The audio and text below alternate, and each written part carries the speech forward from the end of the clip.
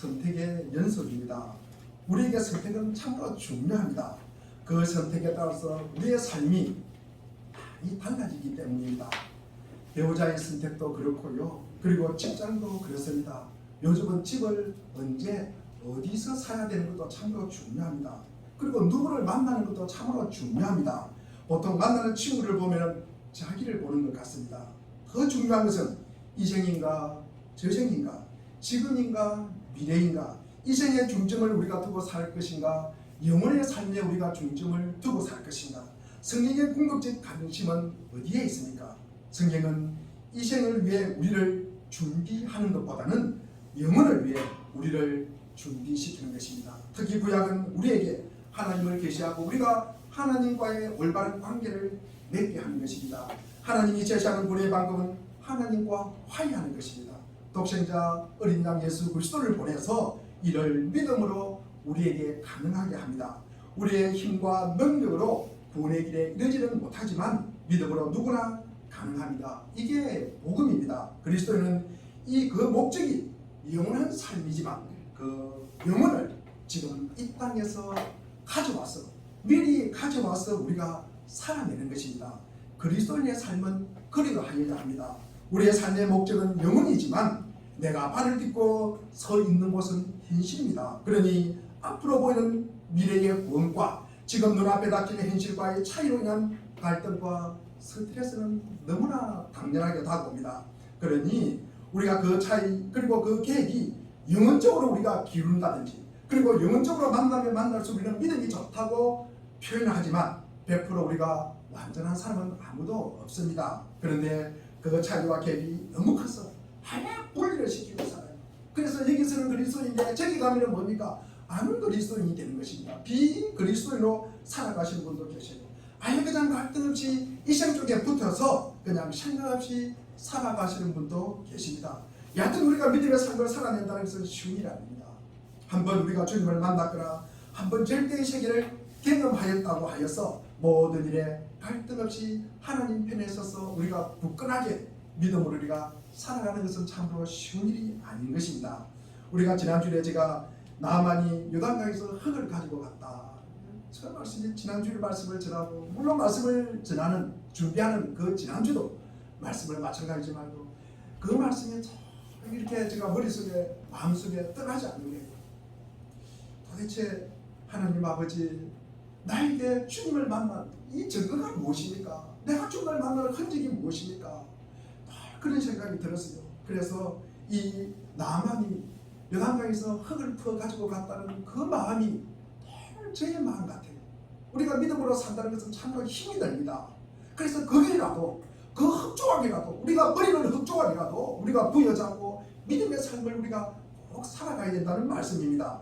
나만의 삶이 아람에 있지만 그리고 나만의 삶의 목적은 어디 있습니까?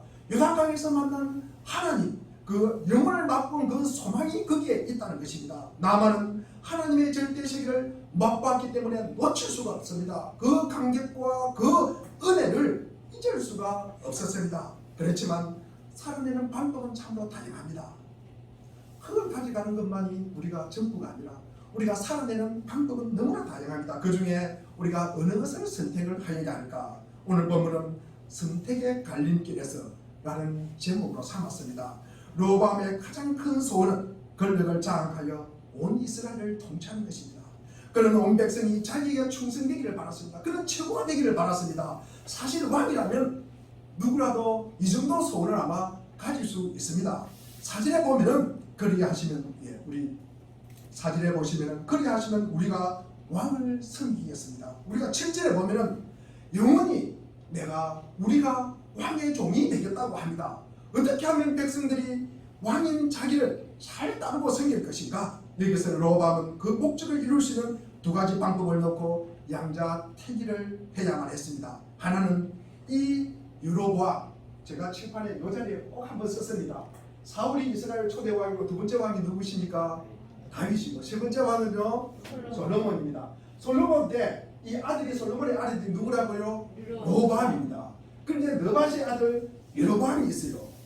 그래서 이 로보암 쪽으로 유다와 베냐민 지파 12지파 중에서 두 지파가 이쪽으로 따라가고 열 지파가 이 로밤, 그러니까 여로보암 북이스라엘 쪽으로 가게 됩니다. 그러면서 남유다와 북이스라엘이 갈라지는 것입니다.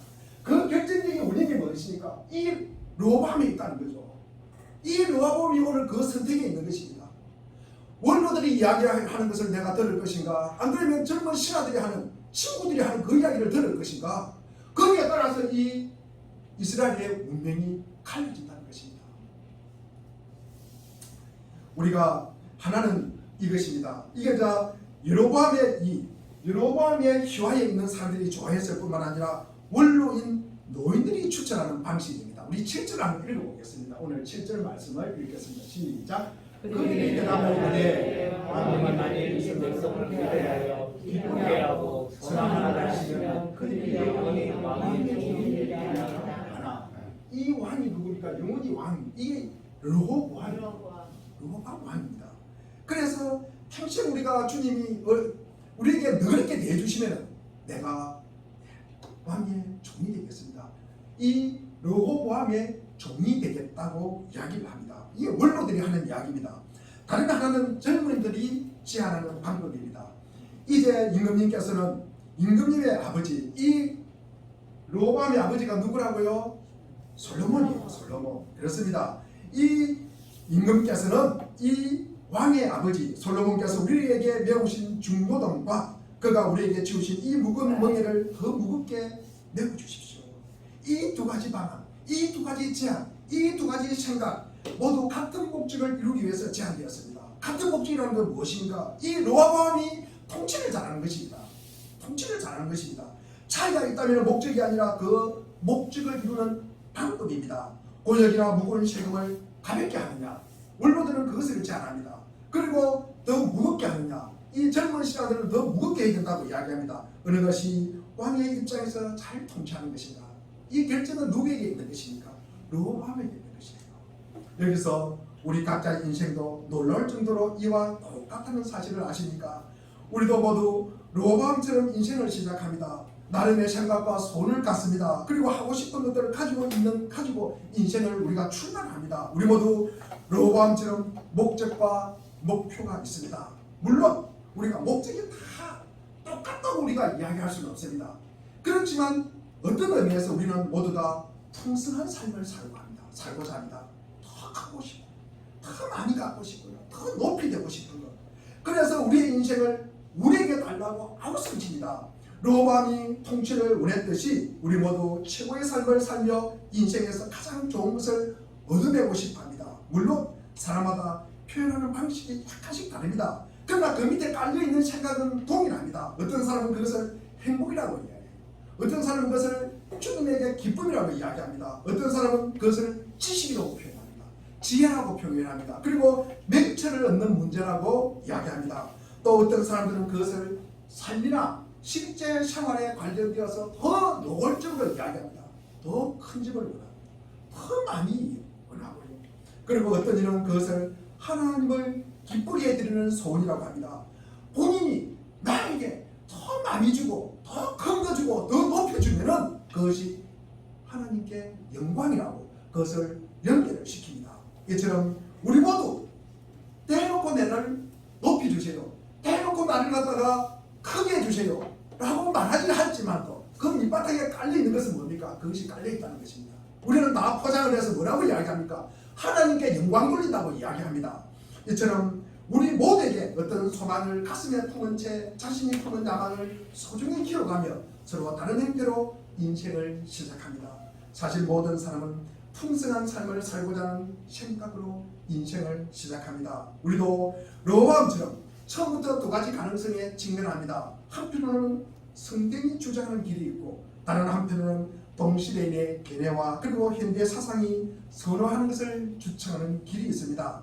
둘의 방법은 다르지만 어떤 의미에서 성경과 세상은 우리에게 똑같은 것을 제공합니다.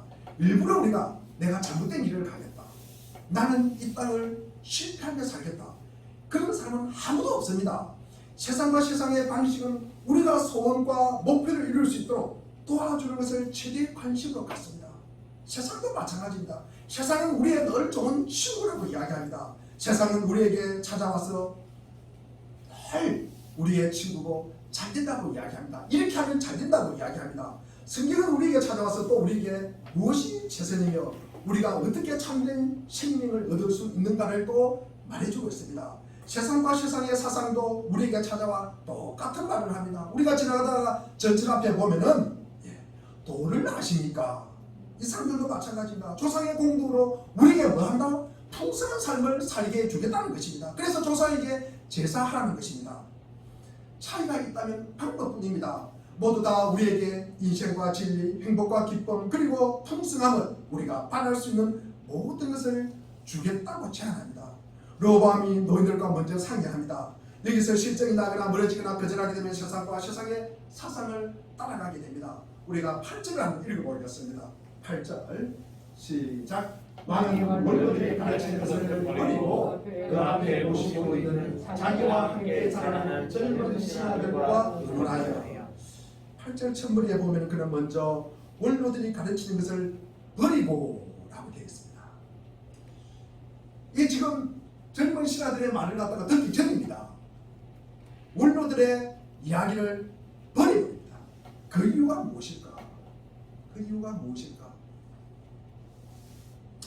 로보암은 왜 이 노인들의 그리고 원로들의 조언을 버리고 젊은이들의 것을 선택했을까? 로보암의 이 젊은이들을 따른 이유는 그것이 자신의 생각과 일치했으며 자신의 생각이 옳다는 것을 입증해 주었기 때문입니다. 로보암의 생각에 맞장구를 치줬다는 거죠. 로보암의 생각을 갖다가 지지해 주었다는 것입니다. 젊은이들이 원로들이 이야기하는 것은 자기와 반대되는 생각이었습니다. 로보암이 개방적인 마음을 가지고 지혜로운 사람처럼 보입니다. 마치 원로들을 공경하고 먼저 상의하고 양쪽을 다 저울질해보고 안건을 내놓은 것처럼 보입니다. 그러나 그렇지 않습니다. 우리가 조금 전에 읽었던 것과 마찬가지로 왕은 원로들이 가르친 것을 버리고라는 구절에서 로보암은 원로들의 조언을 무시한 다음에 즉시 젊은이들의 조언을 받아들입니다. 왜 그랬을까? 왜 그랬을까? 이 젊은이들의 조언이 로보암 자신의 생각과 느낌을 정확하게 표현해 주었기 때문입니다. 자기가 입을 바로 말은 안 했지만도 자기가 생각하고 있는 것을 갖다 그대로 나타내 준 사람들이 누구다? 젊은이들이라는 말씀입니다. 이미 로보암의 생각은 뭡니까? 결정되어 있는 거예요. 확정되어 있는 거예요. 확정되어 있는 것입니다. 그것이 편견이라고 우리는 이야기하는 것입니다. 로보암이 그의 삶을 실제로 검토해 본 건 아닙니다. 검토해 보려고 그러면 두 가지 이야기를 다 듣고 이야기를 해야 되지 않습니까? 그러나 지금 한 가지밖에 원로들이 하는 이야기밖에 안 들었습니다. 온 마음을 다해서 그 문제를 생각해 본 것도 아닙니다. 자신의 느낌, 소욕, 야심 그리고 한마디로 자신의 편견에 지배받은 것입니다. 그는 선입견 내지는 자기가 미리 생각하고 있던 개념과 뜻에 지배되는 사람이라는 사실을 보여주고 있습니다. 유명한 우리 심리학자 이 알드레드 아들러라는 사람이 있습니다. 그분의 책에 보면은 인간은 누구나 자신의 태도를 정당화하는 것을 붙잡고 자신의 태도를 갖다가 방해하는 것은 거부한다고 합니다. 거부한다고 합니다. 그러면서 세상을 바라보는 해석도 마찬가지예요. 자기를 지지하는 것만 받아들이고 이로운 것은 뭡니까? 자기의 의식 속에 담아요. 그런데 자기가 불편한 게 있지 않습니까? 자기를 괴롭히는 게 있지 않습니까? 자기에게 불편해요. 그러면 뭡니까? 무의식의 영역으로 그것을 던져버린다고 합니다. 로보암은 원로들의 조언을 실제로 검토해 본 건 아닙니다. 그냥 그것이 싫었습니다. 그래서 그들 뜻 보지 않은 것입니다. 그는 젊은이들의 제안이 좋았습니다. 그래서 그 제안에 따라서 행동을 합니다. 이제 우리 자신의 모습을 우리가 정직하게 한번 생각해 봤으면 좋겠습니다. 우리가 살아가면서 우리가 이런 갈등은 이거 할까 저거 할까 어떻게 할까 얼마나 많은 수많은 갈등을 합니까? 교회와 기독교 밖에 있는 사람들은 자신이 양쪽 모두 정직하게 검토하고 저울질해 본 결과 기독교를 믿지 않는다고 말할 것입니다. 기독교를 포기하는 경우도 기독교가 매우 어리석고 내가 기독교를 검토해 보니까 내가 기독교에서 연구를 해 보니까 기독교가 잘못된 것이 너무 많아서 이 사실을 내가 깨닫고 내가 교회에 안 가기로 결정했다. 아마 그렇게 말할 것입니다. 그런데 그분들이 하는 말씀이 사실일까요? 사실일까요? 저는요 이런 이야기를 자주 들었습니다. 내가 기독교를 비판하기 위해서 내가 성경을 읽었다. 그 사람은요 한 번 다 이래도 하기 전에요 하나님께 눈물을 흘리면서 돌아옵니다. 돌아옵니다. 그런 모습을 저는 그런 감정을 너무나 많이 들었습니다. 왜 그리스도인이 아닙니까? 왜 그런 견해를 가졌는지 말씀해 주실 수 있습니까? 이렇게 물어보십시오. 그 사람들 대답하는 경우 있습니까? 이전도 대답합니다. 기독교를 정말 알고 있습니까? 기독교에 진짜 반대하는 이유를 가지고 있습니까? 그러면 이분들은 대체로 이렇게 이야기합니다. 교회 다니는 사람들은 말이 많아요. 교회 다니는 사람들은 이중적이에요. 교회 다니는 사람들은 말하고 행동하고 달라요. 그리고 위선적이에요. 그 정도밖에 말 못합니다. 그 정도 이상 더 가지를 못합니다. 왜? 성경에 대해서 연구하지 않았기 때문에. 근데 그런 거 말고 구체적으로 나와 관계되고 그리고 나의 인생과 관계되고 나의 생명과 관계되는 부분이 도대체 그런 문제 때문에 내가 교회를 안 온다. 그런 사람은 거의 없습니다. 제가 만나보지는 못했습니다. 애석하게도 사람들은 기독교에 대해서 진지하게 들여다보지 않으면서 편견에 따라서 기독교를 무시하고 공격하고 저버리는 경우가 거의 대부분입니다. 왜 이런 선입견이 있을까? 오늘 우리 본문 로밤을 보면은 그가 젊은이들의 조언을 받아들이는 이유가 자신의 선입견과 일치하기 때문입니다. 우리가 13절을 보면은 우리 13절 한번 읽어보겠습니다. 시작. 왕이 고압한 말로 로밤이 원로들의 가르침을 버리고. 이게 뭡니까? 지금 로밤의 결정이에요. 이 원로들의 생각을 가르침을 버린다는 것이 이 로밤의 판단입니다. 자, 그러면 그는 왜 그렇게 화를 내고 난폭하게 말했을까? 포악한 말을 했대요. 포악한 말을. 왜 그랬을까? 왜 노인들, 이 원로들의 조언을 그렇게 멸시하고 물리쳤을까? 그 원로들의 조언이 자신에게 모욕을 주는 것이라고 생각하기 때문입니다. 자존심을 상하게 하는 것이라고 주장하였습니다. 이 이야기는 제가 나만 이야기하면서 세 번째 말씀 중에서 첫 번째 말씀에서 제가 말씀을 드렸습니다. 자기 생각과 같지 않고 자기 자존심을 상하게 한다. 그 말씀을 드렸습니다. 왜 로밤은 모욕이라고 생각했을까? 우리가 생각할 때는 원로들이 제안한 것이 훨씬 평화롭고 그리고 정의롭고 사랑이 많지 않습니까? 그런데 로밤은 화를 냈을까? 이것은 바로 그의 선입관과 편견이라는 것입니다. 한마디로 더하면 교만이라는 것입니다. 이 교만한 사람은 무슨 일이든지 자기에게 모욕을 주는 것으로 간주합니다.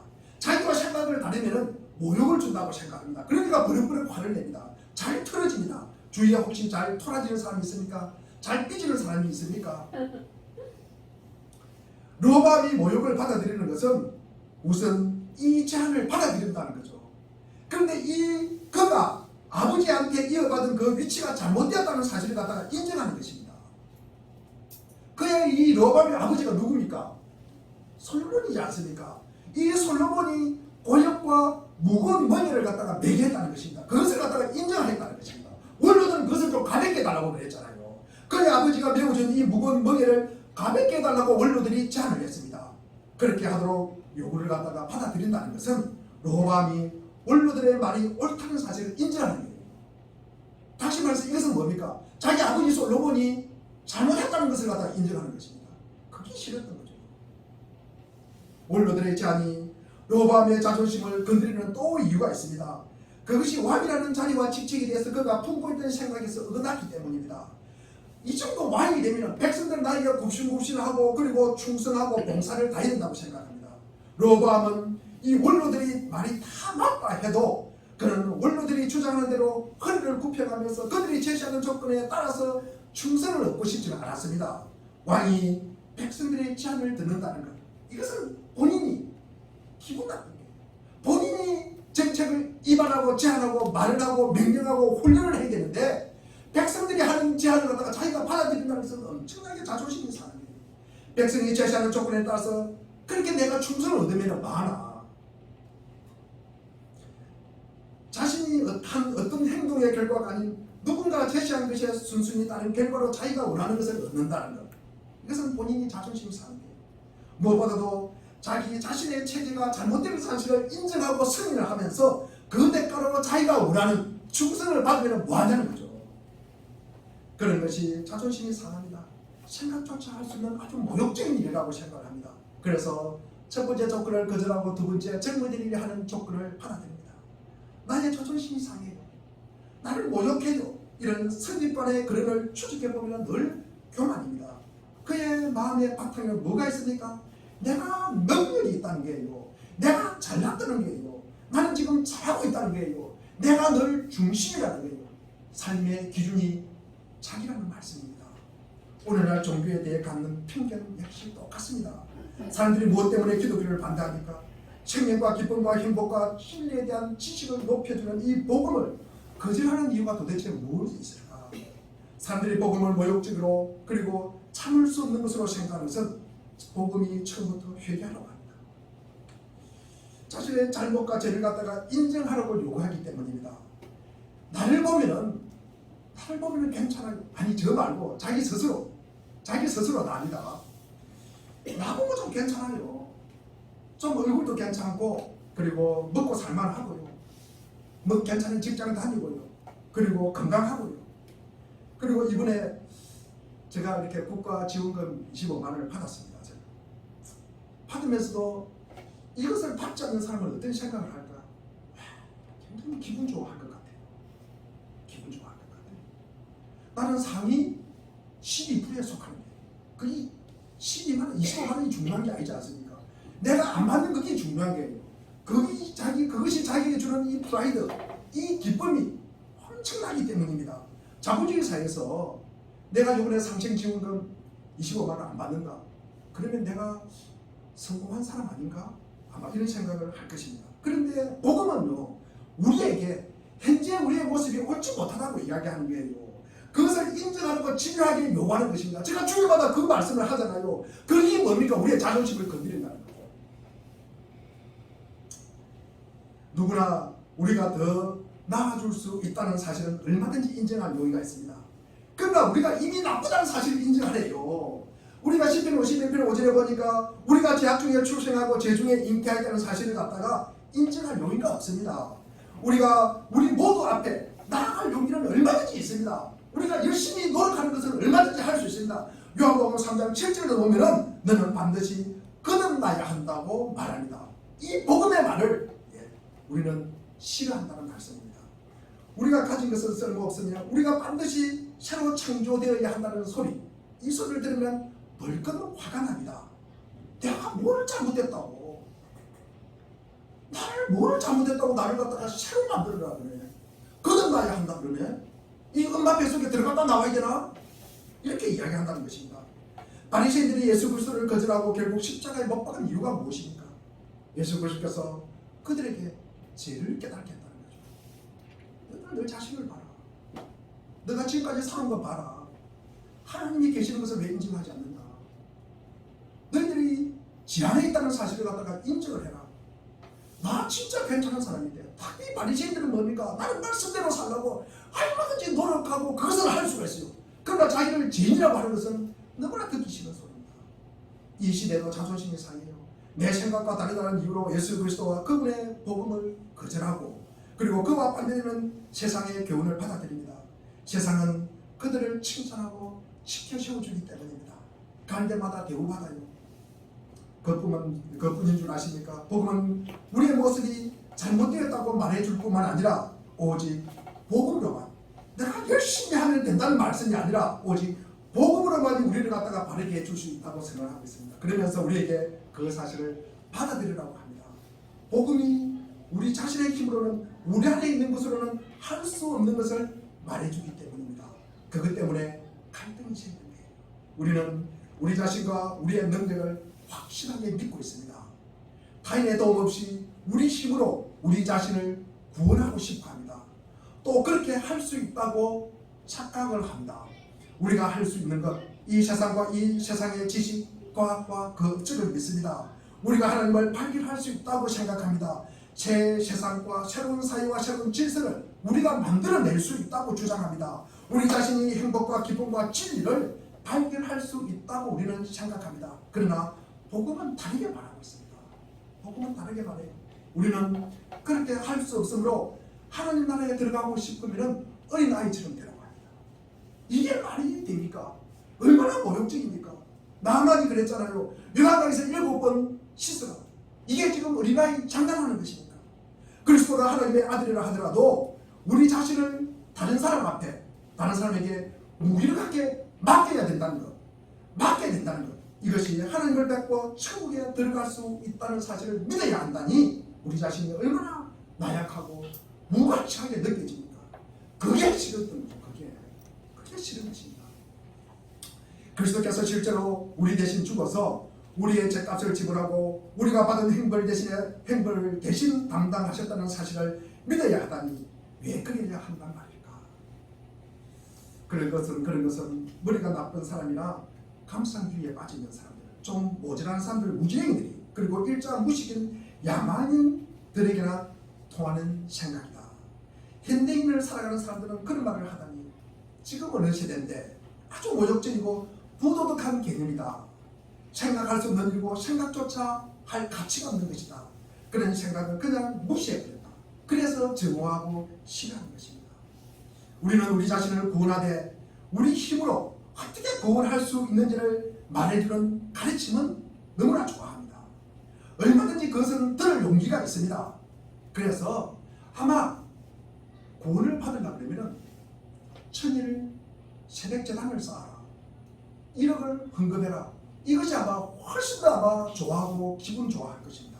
왜? 내가 했기 때문에, 내가 구원을 받았기 때문에, 이것은 내가 한 거예요.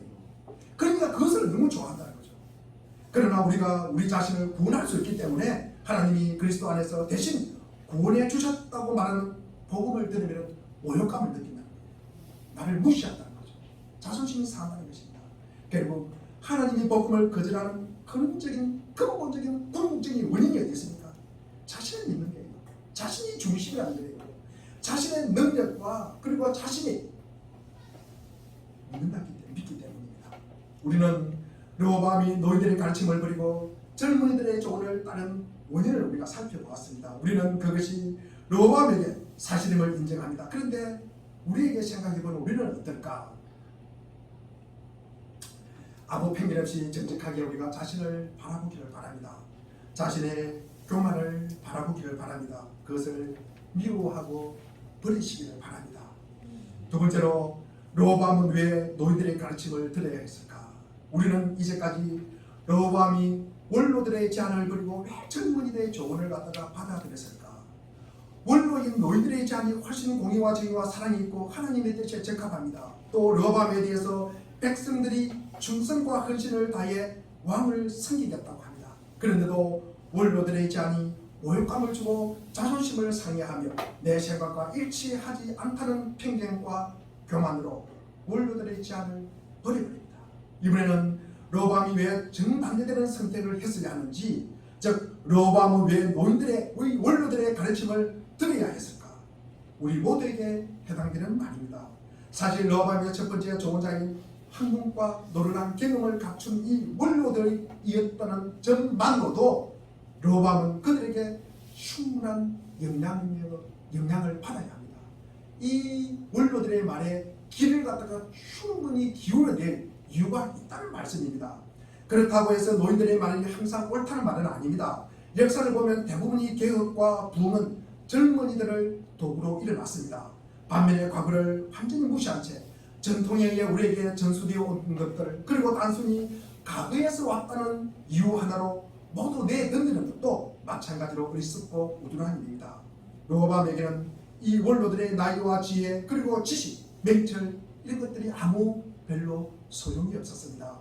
기독교는 어두운 과거에 속한 것이고 2000년 전의 것이고, 지금 우리는 과거의 모든 사람과 전적으로 다른 존재다. 지금과는 도저히 비교할 수 없을 정도로 우리가 우월한 존재라고 생각을 하기 때문입니다. 그래서 원로들이 알고 믿었던 것이라면 반드시 잘못된 것이고, 그렇기 때문에 믿을 필요가 없다는 말씀입니다. 우리가 단순히 오래됐다는 이유만으로 지식과 경험에 근거한 충고를 거절하는 사람은 바보입니다. 이런 사고라면 무엇을 하든지 실패하기가 뻔합니다. 과거의 모든 지식과 체험이 옳지 않다는 사실을 증명할 수 있다면 우리는 그가 옳다는 사실을 인정할 것입니다. 인생의 문제, 삶의 문제도 마찬가지입니다. 행복과 기쁨의 문제도 마찬가지입니다. 도덕과 순결, 진리와 하나님에 대한 지식, 그동안 변했습니까? 자연을 통해서, 말씀을 통해서 우리에게 보여주신 하나님의 뜻과 섭리가 바뀌었습니까? 2000년 전과 지금이 바뀌었습니까? 따라서 과거에 왔다는 이유로 이런 문제들에 대한 증거를 무조건 거부하면 정말 무모하고 무지하고 비과학적입니다. 그것을 증거하는 증인들은 어디에 있습니까? 지금 우리에게 말해주고 있는 이 과거의 인물들이 어떤 사람들입니까? 아벨, 아브라함을 생각해 보십시오. 이 야곱, 모세, 다윗을 생각해 보십시오. 그 다음에 선지자들, 사도들, 아우구서, 디모데서, 루터, 그리고 그 중앙에 하나님의 아들 나사렛 예수 그리스도께서 계시지 않습니까? 이 모든 것이 여러분에게는 아무 의미가 없다는 뜻입니까? 지금까지 온 세계에 세기를 걸쳐서 내려오던 이 변함없이 꾸준하게 인류를 향해 던져온 그 제안을 우리가 가볍게 한마디로 거절할 수 있습니까? 지금까지 그것을 받아들인 영혼들은 이 세상에서 가장 고귀한 영혼으로 만들어 주었습니다. 그런데 이런 증언을 가볍게 거절할 수 있습니까? 이 모든 것이 아무것도 아니란 말입니까? 모든 과거사를 온전히 잘못됐다, 허위다, 오류다라는 근거에 간주한 사람이 있다면, 그러면서 자신은 행복하게 살 수 있다고 생각하는 사람이 있다면, 이런 자신은 예수 그리스도의 복음을 거절하는 사람들이 시하는 태도입니다. 로밤은 물론 아직도 많은 사람들이 그렇게 어리석게 행동하고 있습니다. 이 행위에 인간을 구해줄 수 있는 것은 오직 교회를 존속하게 하는 기독교 전통뿐입니다. 로밤은 너희들의 가르침이 본질적으로 옳고 공의롭다는 사실 때문에 이 말을 경청했어야 합니다. 너희들의 조언은 정말 합리적입니다. 본질적으로 옳고 공평무사합니다. 너희들이 한 조언이든 젊은이가 한 조언이든 로밤은 그 조언 자체만 듣고는 그것이 옳다고 인정을 해야 합니다. 진리를 누가 주체하든지 중요하지 않습니다. 진리 자체가 중요한 것입니다. 진리의 임무는 사람들에게 진리를 지식해주고 그들을 진리 가운데로 인도하는 것입니다. 백성의 요구는 절대로 옳고 공정했습니다. 그런데 로밤은 그것을 보지 못합니다. 그러면서 정반대 일을 하기로 결정합니다. 바로 그것이 로밤의 가장 큰 실책입니다. 복음과 복음이 제시하는 구원의 길도 마찬가지입니다. 복음은 우리가 좋아하는 것, 우리가 느끼는 감정이 아니라 진리와 역사와 공의에 따라 생각해 보십시오. 복음이 여러분의 죄를 정죄할 때 불공평하다고 생각하십니까? 악을 드러내고 가면과 속임수를 벗겨내는 것이 무슨 잘못입니까? 우리 자신에 대해서 진실을 말해주고 우리의 마음과 영혼의 깊은 곳에 숨겨있는 것을 모두 드러내는 것, 이것을 갖다가 부당하다고 우리는 이야기합니까? 우리를 차별 대우한다고 우리는 생각합니까? 여러분이 생각하고 소원하고 걱정하는 것, 이 모든 것이 한글의 책으로 인쇄되거나 화면에 나타나도 괜찮을 만큼 자신에 대해서 자신이 있으십니까? 겉으로 나타나는 우리의 모습, 사람들에게 잘 보이려고 애쓰는 그 모습, 참으로 참 모습이 아니라는 사실을 우리는 솔직하게 털어놓아야 하지 않습니까? 성경은 인간의 마음이 심히 거짓되고 악하다고 하였습니다. 찰스 웨슬리는 이런 말을 하였습니다. 나는 가정스러울 뿐만 아니라 죄로 가득한 사람이다. 사도 바울은 디모데전서 1장 15절에 본인은 죄인 중에 개수다, 죄인 중에 우두머리다. 성철 종정은, 불교에 있는 성철 종정은 마지막 유언으로 노래하는 이 멸망 속에서 이런 말을 했습니다. 내 죄가 수미산보다 크다고 하였습니다. 수미산은 이 땅에 존재하지 않는 산입니다. 너무 커서 상상으로만 존재하는 산입니다. 얼마나 죄가 많기에 이 땅에 비길 만한 산이 없다고 말하고 있습니다. 성경은 이런 것들에 대해 말하고 정말 공평하고 공정합니다. 그런데 왜 성경에 반대하고 화를 낼까? 분개할까? 성경은 우리 자신도 마음속으로 분명히 잘못인 줄 아는 것을 우리에게 속삭여서 비유나 마치고 기분 좋게 하려고 하지 않습니다. 절대적으로 거룩하고 영원하신 하나님 앞에 겸손히 자신을 낮추고 배옷을 입고 제 가운데 앉아 회개하려는 요구가 어째서 잘못되었다는 것입니까? 그러나 성경은 하나님 앞에서 그렇게 하길 요구하고 있습니다. 성경이 우리 자신의 노력만으로 절대 영원한 빛 가운데 거하시는 하나님께 이를 수 없으며 그분을 알 수 없다고 말한다고 해서 그것이 모욕적인 은사라는 말입니까? 성경은 우리의 지성으로 이해하고 파악할 수 있든 없든 하나님이 그렇게 하라고 하시니까 그분이 계시한 구원의 길을 받아들여야 한다고 말합니다. 그런데 이것이 우리의 체면을 짓밟아요. 우리를 창피하게 만들고 모욕한다고 생각합니다. 성경에 우리가 아무리 애쓰고 노력해도 혼자 힘으로는 절대 하나님의 존재에 설만한 사람이 되지 못한다고 말합니다. 그래서 우리 죄를 위해 대속제물로 주어주신 흠없는 어린 양 예수 그리스도의 의의 옷을 입으라고 말합니다. 그런데 그 말이 그렇게 모욕적으로 들립니까? 하나님이 우리를 위해 계획해 주신 삶이 남자다운 씩씩함과 이 기상에 흠집내는 말입니까? 그렇다면 우리가 산상수훈을 갖다가 읽어보십시오. 신약에 나오는 성도의 삶을 우리가 읽어보십시오. 우리가 수요예배 때 요한계시록을 지금 보고 있습니다. 요한계시록을 한번 읽어보십시오. 심판의 말씀이 계시되어 있는 이 두루마리 7 봉인을 뗄 때 첫째 인을 떼고 둘째, 셋째, 넷째, 다섯째, 여섯째 인을 뗍니다. 그리고 7째 인을 떼기 전에 잠시 쉬어가는 시간, 막간의 시간이 요한계시록 7장이 기록되어 있습니다. 8장 첫머리가 뭡니까? 7째 인을 떼는 내용입니다. 7장의 내용은 종말론적 재앙으로부터 보호받고 이겨내는 하나님의 백성에 대해서 말하고 있습니다. 즉 다시 말해서 심판을 면하는 내용이 거기에 들어가 있습니다. 계시록 우리 6장 17절을 한번 찾아볼까요? 6장 17절입니다. 자, 한번 읽어보겠습니다. 시작. 그들의 진노의 큰 날이 이르렀으니 누가 너희 소리로 설교하더라. 이 말씀이요. 이 말씀 6장 마지막 말씀이 그렇죠. 6장 17절 마지막 말씀이 7장에서 그 답을 갖다가 주고 있습니다. 이 질문이 대한 답이 7장입니다. 7장이 무슨 내용입니까? 누가 능히 있을까? 누가 능히 버틸 수 있을까? 하나님의 종들의 이마에 인치심을 받은 자들입니다. 인치심을 받은 14만 4천 명이 나옵니다. 우리는 14만 4천 명 이러면은 이단에서 하도 많이 했으니까 14만 4천 이라면은 저거 이단 아닐까? 이단은 물론 이것을 실제 숫자로 사용하기 때문에 그렇습니다. 그래서 우리에게 거부감을 줍니다. 그러나 14만 4천 명은 실제 숫자가 아닙니다만은 숫자로 계수된 것은 분명한 목적이 있다는 말씀입니다. 민수기 1장 3절에 보니까 이스라엘 중 20세 이상으로 싸움에 나갈 만한 모든 자를 너와 아론은 그 진능배로 계수하라. 우리가 숫자를 셀 때는요 분명히 목적이 있습니다. 우리가 민수기에서는 싸움에 나갈 자를 계수하는 거예요.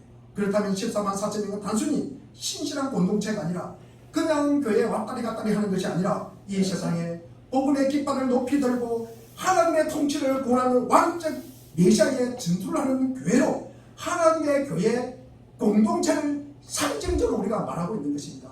영적 전투에 이기는 자를 말하는 것입니다. 그 자가 하나님의 인치심을 받고 심판이 면하는 것입니다. 성도는 어떤 상황에서도 두려움 없이 담대할 수 있는 것은 하나님이 성령으로 우리에게 당신의 소유다, 당신의 도장을 찍는 게요, 하나님의 백성이라는 도장을 보증하시는 것입니다. 그것이 뭡니까? 영원한 삶을 보장하는 것입니다.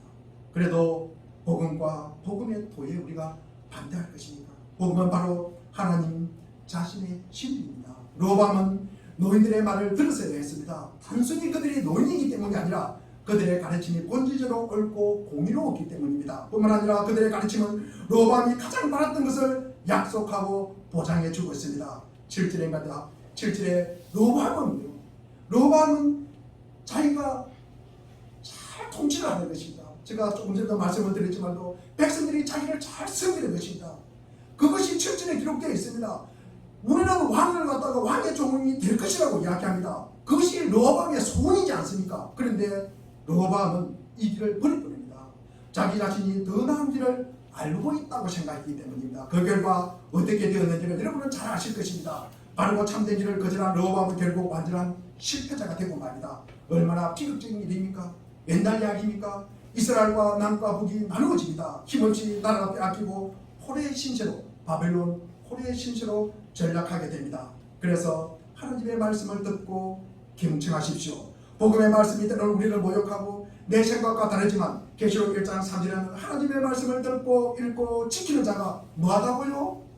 복이 있다고 하였습니다. 오늘 보면 이전에 사울이 다윗을 죽이려고 쫓아다닌 적이 있습니다. 이때 사울의 아들 요나단이 어느 편이었습니까? 요나단이 그럴 수 있었던 것은 우리 사무엘상 15장 28절에 보면은 사무엘이 그에게 이르되 여호와께서 오늘 이스라엘 나라를 왕에게 떼어 왕보다 나은 왕의 이웃에게 주었나이다. 왕보다 나은 왕의 이웃이 누구입니까? 다윗입니다. 다윗에게 왕을 띄워준다는 것입니다.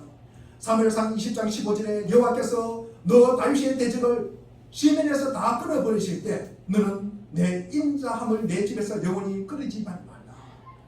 여호와께서 다윗의 대적들을 모두 멸망할 것이라는 사실을 요나단은 이것을 알고 있었다는 거죠. 그래서 요나단이 이 쫓겨가는 다윗에게 여호와께서 당신을 대적하는 다윗을 대적하는 모든 사람들을 멸하실 때 당신은 우리 집을 갖다 멸망하지 마. 우리 집을 멸망하게 하면 안 된다고. 이게 요나단이 다윗에게 부탁하는 말이에요. 쫓아다니는 이 쫓겨가는 다윗에게 부탁하는 말입니다. 사무엘상 20장 30절에도 보면은 아버지 사울이 아들 요나단에게 평무도한 계집의 소생이라고 저주를 합니다. 너가 이새의 아들을 갖다가 택하으니 이것은 수치라고 이야기합니다. 32절에 보니까 그러나 요나단 다윗이 무슨 죽을 일을 했습니까? 라고 대드니까 33절에 아버지 사울이 아들을 갖다가 죽이려고 요나단을 향해서 창을 던져버립니다. 아버지 사울이 뭐라고 하더라도 요나단은 하나님의 편에 서는 것입니다. 하나님의 편에 서는 것은 피보다 훨씬 강하다는 말씀입니다. 사울은 요나단을 이새의 아들 다윗 편에 섰다고 합니다. 그러나 요나단은 하나님의 편에 선 것입니다. 다윗도 하나님의 편에 서는 것입니다. 하나님의 편에 서는 자가 영원한 삶을 살 수가 있다는 것입니다. 바로 이것이야말로 성경 처음부터 끝까지 흐르는 전체 메시지라고 할 수 있습니다. 인간이 스스로 구원할 수 있다면 하나님의 아들을 왜 이 땅에 보냈겠습니까? 인간은 자신을 구원할 수 없습니다. 아무리 애쓰고 노력해도 소용없습니다. 자신의 노력만으로는 하나님을 아는 지식에 이를 수가 없습니다. 오늘날을 보십시오. 모든 학문과 지식, 부와 권력이 있는데도 자신을 구원하지 못하고 있지 않습니까? 지금까지 한 번도 그런 적이 없고 앞으로 그런 일이 없을 것입니다. 생명의 길, 참된 생명의 길은 오직 하나입니다. 행복과 기쁨에 이르는 길도 오직 하나뿐입니다. 인생에서 전진할 수 있는 길도 오직 하나뿐입니다. 하나님을 우리 아버지로 알 수 있는 길도, 승리 가운데 죽어서 천국에 들어갈 수 있는 길도 오직 하나뿐입니다. 바로 요한복음 14장 6절에 내가 곧 길이요 진리요 생명이라고 말씀하신 분, 그리고 그렇게 살아셨던 분, 하나님의 아들 나사렛 예수 그리스도를 통해서만 가능합니다. 우리는 그리스도 안에서만 그가 소원하던 것뿐만 아니라 그보다 훨씬 많은 것을 얻을 수가 있습니다. 우리가 다시 돌아가서 우리가 옛 성도들에게 한번 물어보십시오. 나이 많은 성도님들에게 한번 물어보십시오. 그러면 모두 한결같이 자신도 한때 자신과 그 능력을 믿었지만 한 번도 평강이나 안식이나 기쁨을 누린 적이 없다고, 하나님에 관한 지식을 발견한 적이 없다고 말할 것입니다. 현대인들은 이런 것에 대해서 많은 글을 씁니다. 무한한 것들을 이해하려고 했습니다. 그래서 그들이 과연 그것들을 발견했습니까? 여러분들께서는 그런 것을 발견했습니까? 지금까지 아무도 발견한 사람이 없습니다. 공자는 이런 말을 하였습니다. 양약은 고궁이나 여병이고 추문은 여gin이나 여행이나 좋은 약은 입에서나 병이는 이롭고 좋은 말은 귀에 거슬리나 듣기가 싫으나 너무나 지루하나 그러나 행하면 이롭다고 하였습니다. 복음을 듣는 사람은 하나님의 인치심을 받은 사람들입니다. 복음은 듣기 싫어합니다. 왜? 부담이 되기 때문입니다. 왜냐하면 자존심을 걸고요, 약한 부위를 찔러요, 그리고 어린아이 취급하고 무시해요. 그러나 우리 주님이 내주하시는 분, 우리 주님의 영이 내 안에 계시는 분, 하나님을 사모하며 성령의 갈급함이 있는 분, 주님의 십자가를 바라보고 내 죄로 말미암아 돌아가심을 고백하는 분, 그리고 그 뜻대로 살아가는 분, 성령의 인치심을 받은 사람은 하나님께서 인치심으로 도장을 받고 하나님의 소유임을 확신하는 사람들입니다. 이런 사람들은 복음을 들으면 들을수록 너무 좋아합니다. 아무리 들어도 실증나지 않습니다. 자존심 상해하지 않습니다. 모욕감을 느끼지 않습니다. 우리 사랑하는 교회 여러분들, 그 길은 오직 하나뿐이라는 사실을 기억하십시오. 여러분의 죄를 신하고 고백하십시오. 하나님 앞에서 자신을 낮추시고 예수 그리스도 안에서 제시되어 있는 하나님의 구원의 길을 받아들이십시오. 여러분 자신을 그리스도께 맡기십시오. 그러면 여러분의 삶에서 평강과 기쁨과 능력과 자유가 무엇인지 알게 될 것입니다. 여러분과 하나님이 바른 관계에 있다는 확신을 얻게 될 것입니다. 지금 이 자리에서 말입니다. 기도하겠습니다.